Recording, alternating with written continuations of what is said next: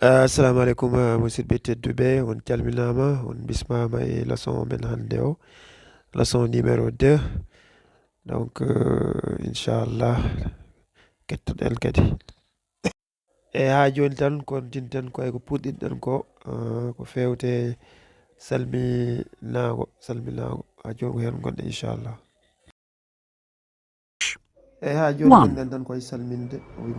Good morning. Good morning. What a lovely day. 2.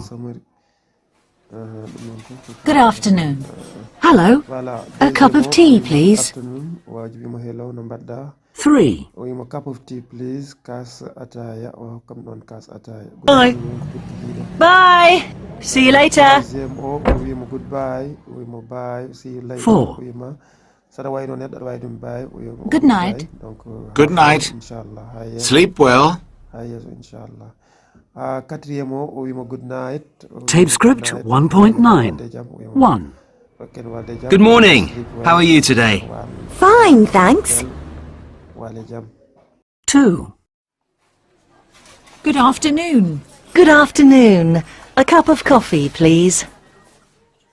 3. Goodbye. Have a nice day. Thank you. And you. See you later. 4. Good night. Sleep well. Thank you. And you? Tape script 1.10. Vocabulary. 1.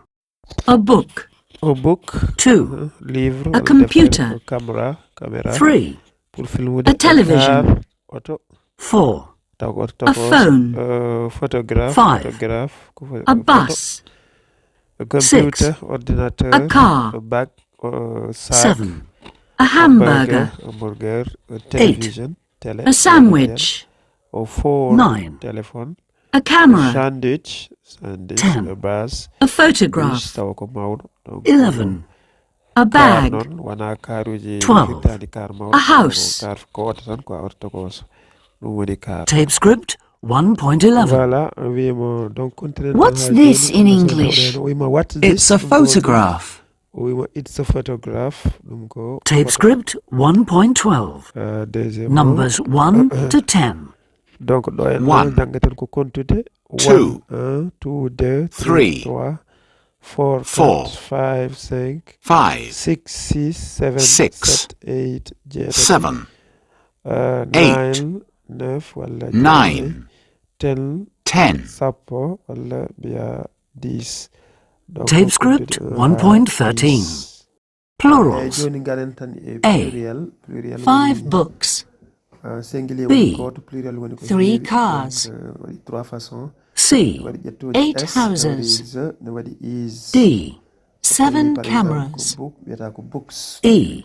9 photographs. F. 2 sandwiches. G. 4 computers.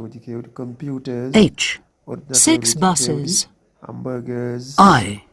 10 students. Tape script 1.14. Pronunciation. S. Books. Photographs. Students. Z.